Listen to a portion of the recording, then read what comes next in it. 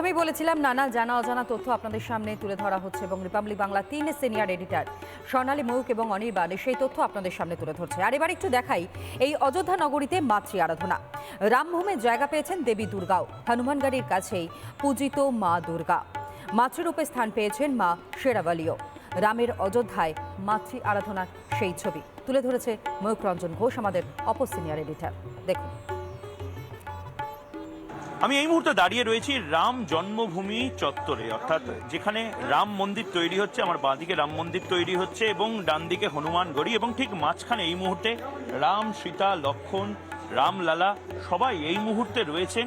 এখানে কিন্তু একটা ন্যারেটিভ, একটা অদ্ভুতভাবে একটা ধারণা তৈরি করা হয় যে রাম আছেন মানে সেখানে দুর্গার কোনো জায়গা নেই, সেখানে নারী শক্তির কোনো জায়গা নেই।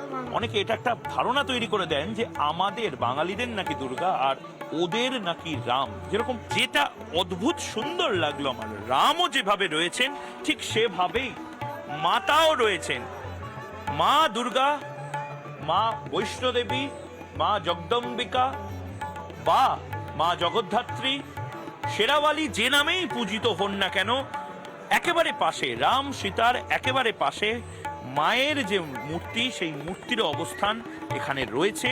রাম জন্মভূমি চত্বরে রয়েছে, মানুষরা আসছেন, নিজেদের মতন করে দর্শন করছেন।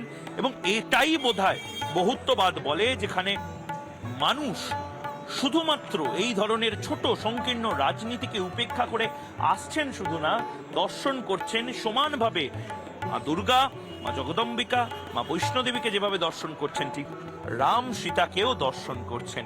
সুতরাং কোনো বিভেদ নেই, রাম জন্মভূমিতে কোনো বিভেদ নেই। রাম মন্দির শুধুমাত্র উচ্চবর্ণের নয়, শুধুমাত্র একটি সম্প্রদায়ের নয়, রাম মন্দির চত্বরটা আসলে মহামিলন ক্ষেত্র হয়ে গেছে সমস্ত ধর্ম বর্ণ মানুষের, এবং তার পাশাপাশি ভারত এবং বিশ্বের।